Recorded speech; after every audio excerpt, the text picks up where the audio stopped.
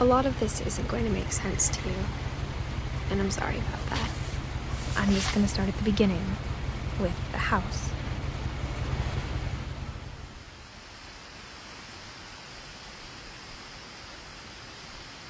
Someone had put up a chain link fence, but it looked like I wasn't the first person to hop it.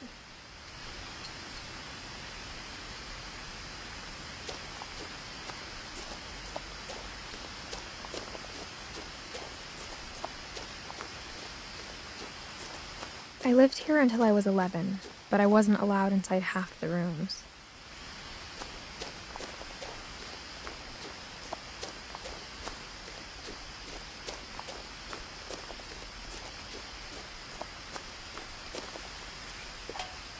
Inside the mailbox were bills from 7 years ago, marked urgent, open immediately.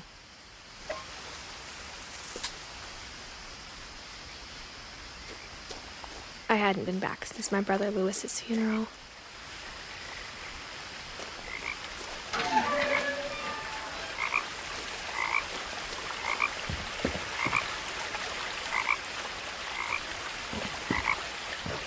In her will, my mother left me a key, but didn't tell me what it unlocked.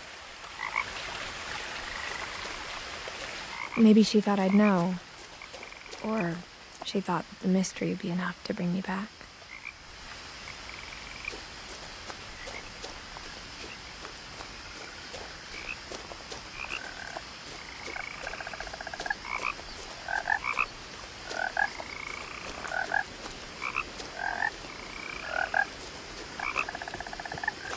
The truth is, even after I inherited the house, I never thought I'd come back to it.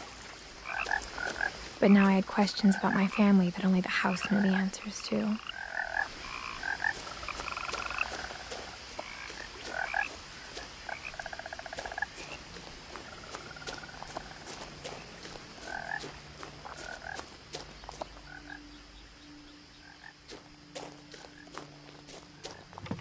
The woods around the house have always been uncomfortably silent, as if they're about to say something but never do.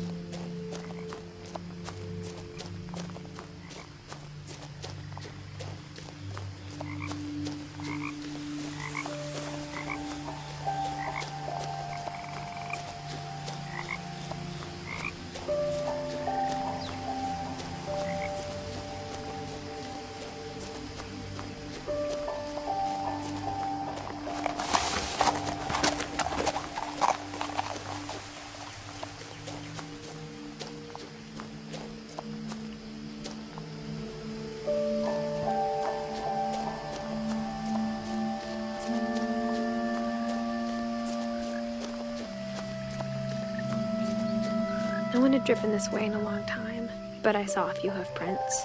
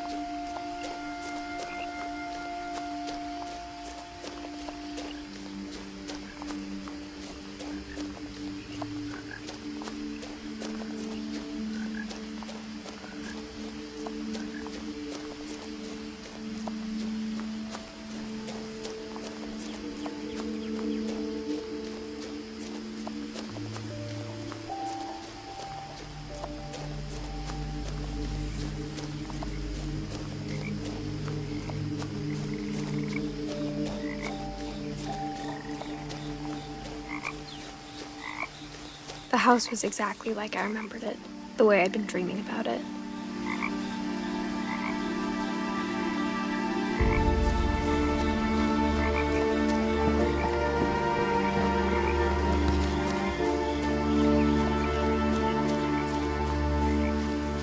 As a child, the house made me uncomfortable in a way I couldn't put into words.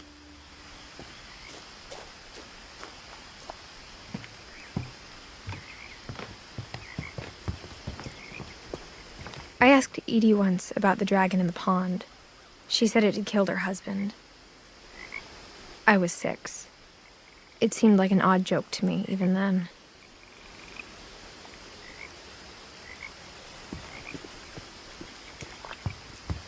Now, as a 17-year-old, I knew exactly what those words were. I was afraid of the house.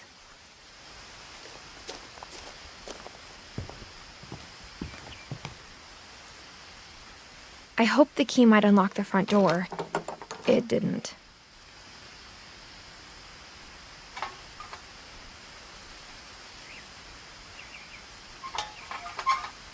Looking in, I felt like the house itself had been waiting for me.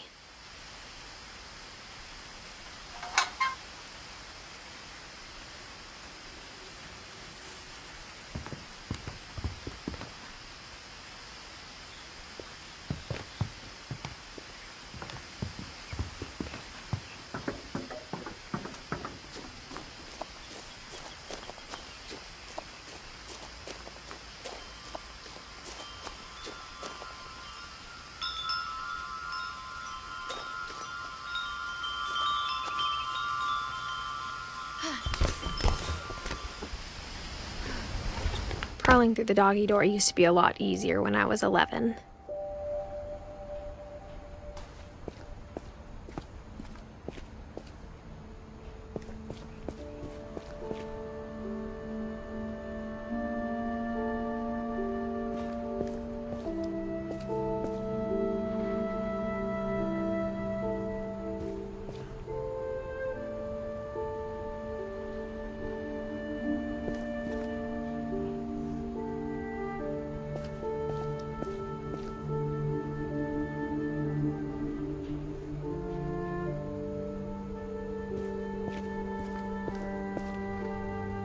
The power had been turned off the night we left.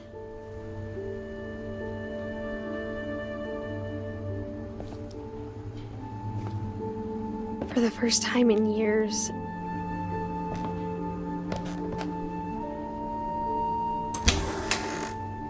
I felt like I was home.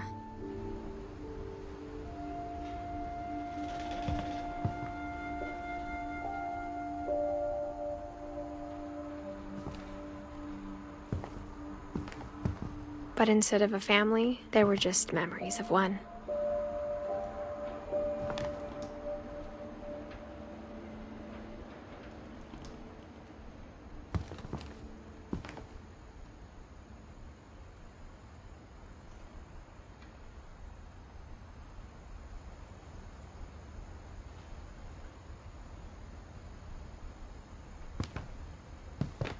Like how after Louis started working at the cannery, we all got sick of eating salmon. Except our cat, Molly. Or how only one restaurant would deliver to our house, so we had Chinese a lot.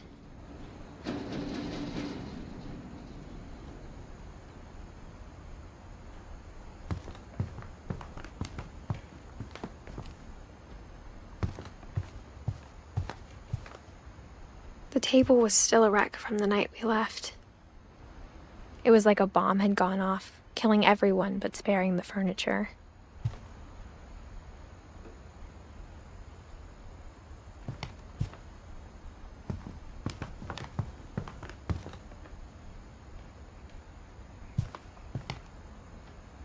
My mom was the only one of us who could imagine Great-Grandma Edie living in a nursing home.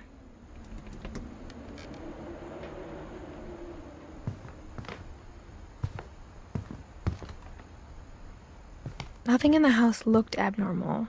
There was just too much of it, like a smile with too many teeth. Even the fireplace had a story. Edie told me the bricks came from the original house, after it sank.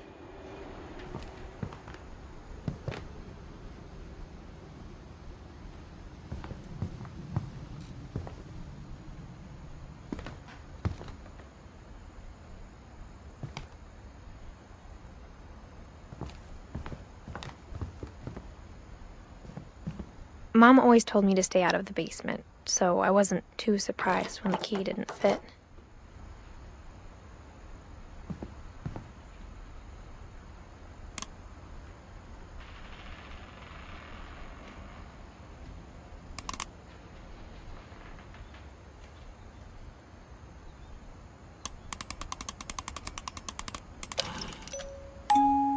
Great-Grandpa Sven built a music box for Barbara, along with the rest of the house.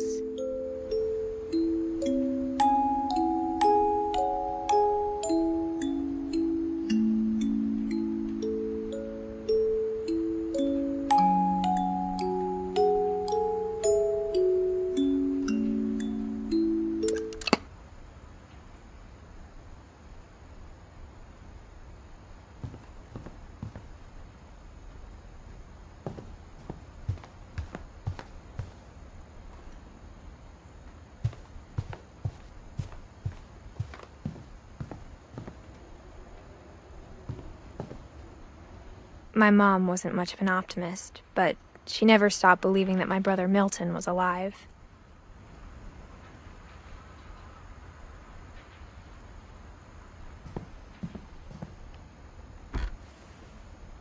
Edie told me once that every Finch who ever lived is buried somewhere in the library.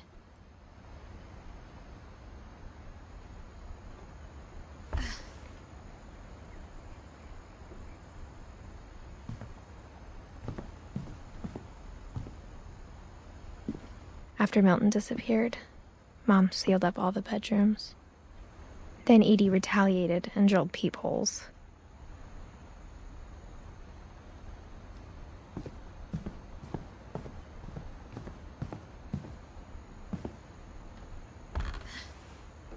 The last time I was in Edith Sr.'s room, I was 10 and she was painting my portrait.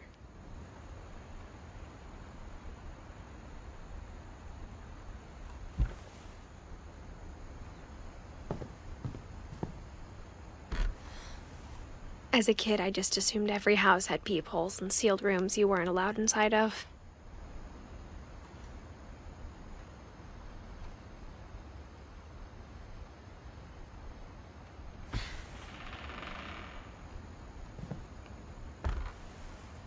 My Grandpa Sam spent 7 years sharing a room with his dead brother, Calvin.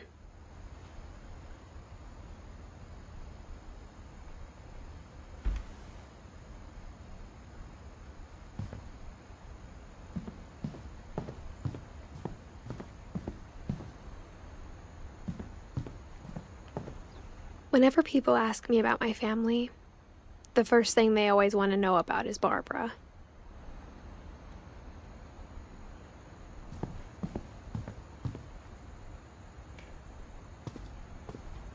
Mom must have locked the third floor stairs on the night we left.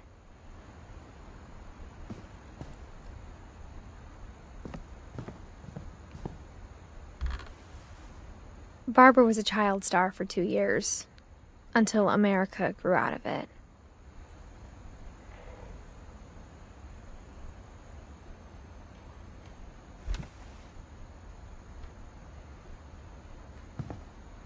Edie's father, Odin, built the original house.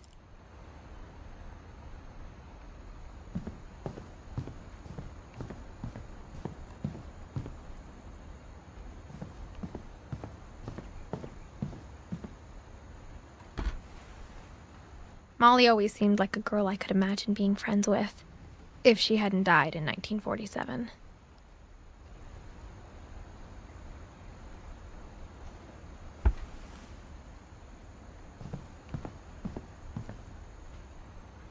I spent a lot of time playing in Great Uncle Walter's room.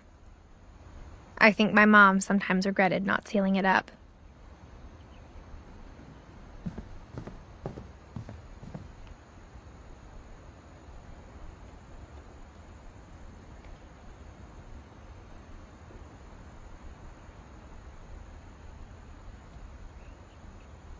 Lewis told me there were secret passages, but I never believed him.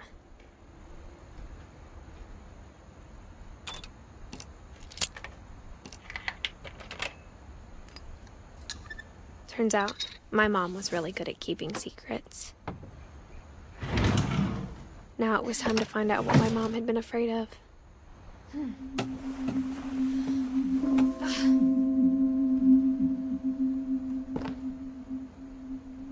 From the paintings on the wall, it was clear my brother Milton had been here before me.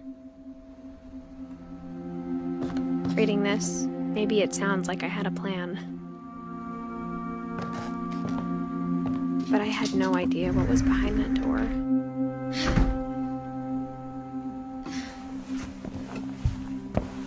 Just like I had no idea where all this was gonna lead.